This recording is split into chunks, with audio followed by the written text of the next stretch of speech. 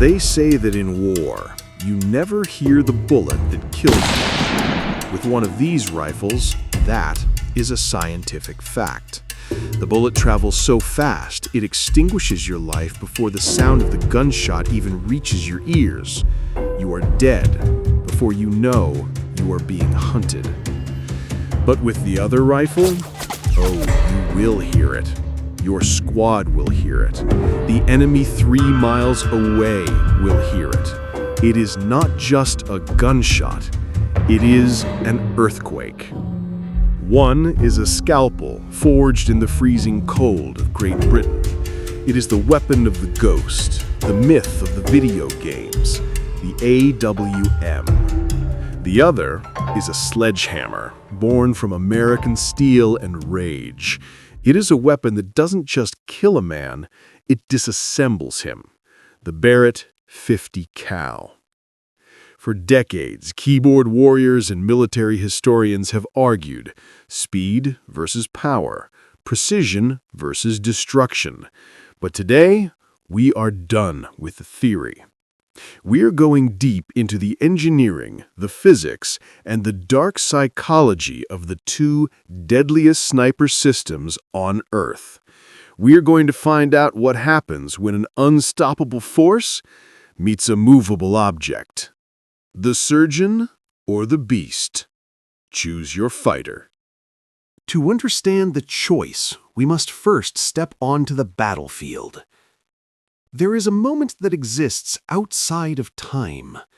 It is the split second between the pull of a trigger and the arrival of the bullet. In that silence, history is written. But not all silence is the same.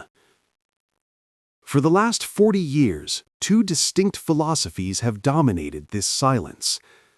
Let's begin with the AWM. Born in the United Kingdom, created by Accuracy International, this rifle is the physical embodiment of British stoicism. It was designed by Malcolm Cooper, an Olympic shooter. Think about that for a moment.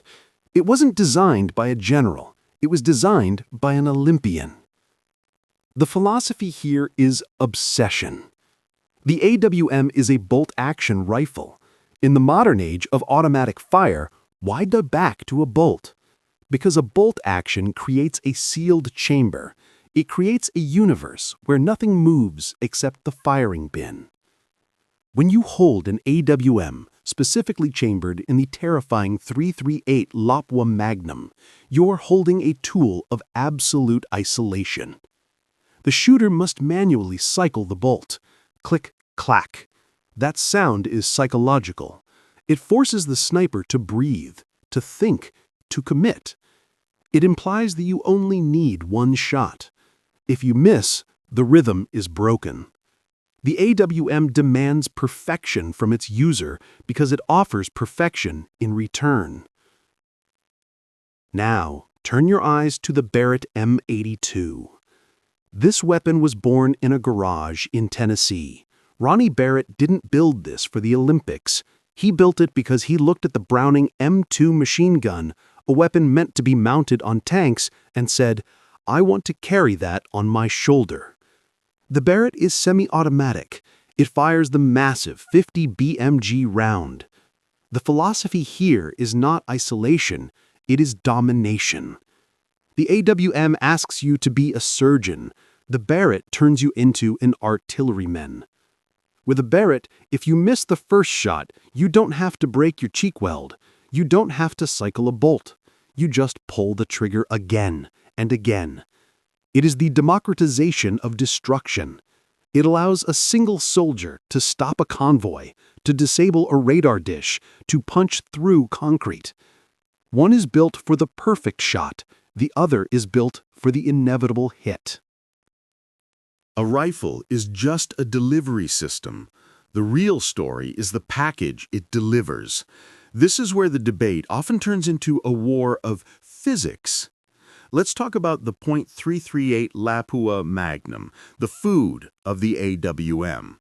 This cartridge was explicitly designed to bridge the gap between standard sniper rounds and the heavy .5 cal.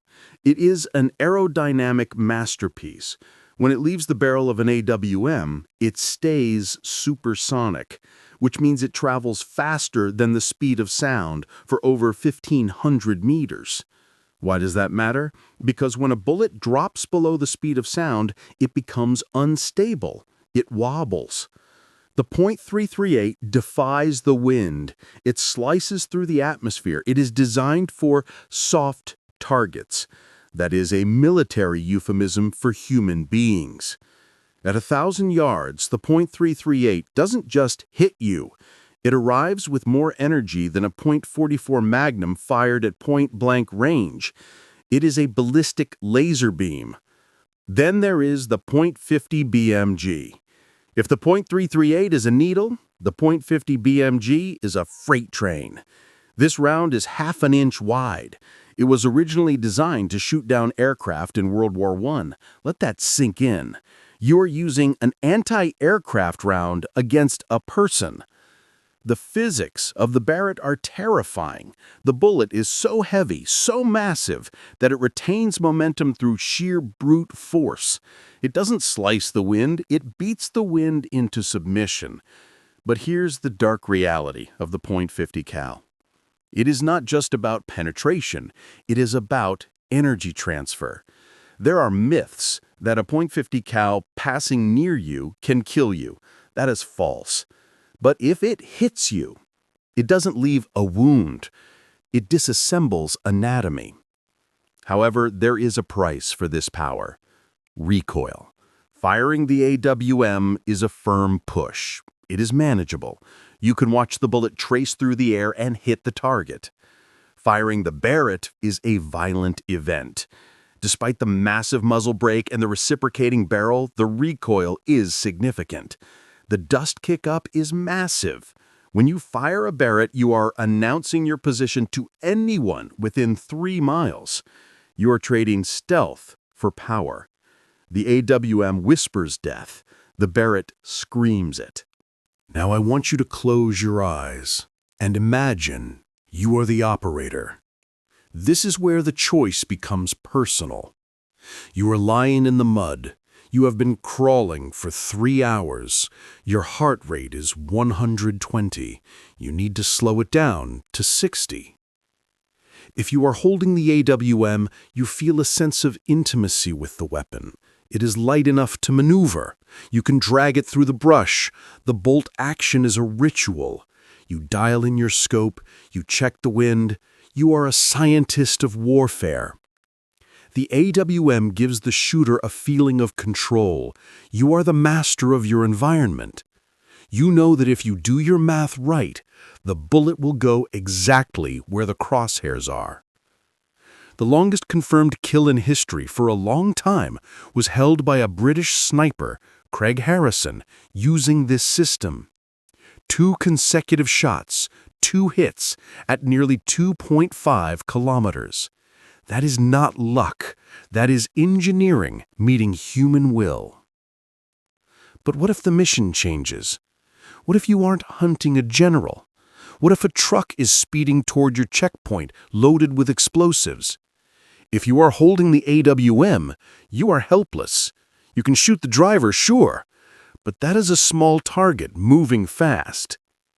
This is where the Barrett operator smiles. The man holding the Barrett feels a different kind of confidence. He feels weight. The gun is heavy, over 30 pounds loaded. It hurts to carry. It digs into your shoulder. But when he sets up the bipod, he owns the road. He doesn't need to hit the driver's head. He can hit the engine block. One shot from the .50 cal cracks the engine block of a truck like an eggshell. The vehicle stops. The psychology of the Barrett is area denial. The enemy knows that behind that booming sound is a weapon that can shoot through their cover. A brick wall won't save them. A car door won't save them. Sandbags won't save them. The AWM creates fear because you don't know where the shot came from. The Barrett creates fear because you know there is nowhere to hide. We must address how the world sees these weapons. Perception matters. The AWM is the darling of the video game generation. Counter-Strike, PUBG, Call of Duty. It is always portrayed as the one-tap machine, the green stock, the long barrel. It has become a symbol of skill.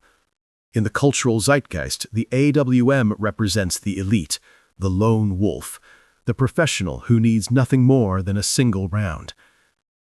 The Barrett, however, is a symbol of American excess, and I mean that in the most complimentary way possible. It represents overwhelming firepower. It is the gun of the action movie. It is the gun that blows up helicopters. But in the real world, the military adoption tells the true story. Special Forces units, the SAS, the Navy SEALs, the GIGN, they keep both in the armory. They do not choose one and throw the other away. They choose the AWM when the mission requires silence, mobility, and absolute precision on a human target. They choose it for hostage rescue. They choose it for urban environments where collateral damage is unacceptable. They choose the Barrett for interdiction, for stopping vehicles, for detonating IEDs from a safe distance, for psychological warfare. So, we return to the beginning.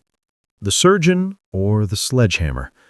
If you are asking which is the better rifle, you are asking the wrong question. You cannot judge a fish by its ability to climb a tree. But, if you ask me, which one strikes deeper into the human heart? There is something terrified and primal about the Barrett. It is the thunder of war. It is loud, messy, and devastating. It is the sound of a collapsing building. But there is something haunting about the AWM. Because with the Barrett, you usually hear the explosion. You know you are under attack. There's chaos. With the AWM, the target never hears the sound. The bullet travels faster than the sonic boom. The lights simply go out. If I have to stop an army, give me the Barrett. But if I have to stop one man, and I need to ensure he never wakes up again, give me the AWM. The sledgehammer breaks the world. The surgeon removes the problem. The choice is yours.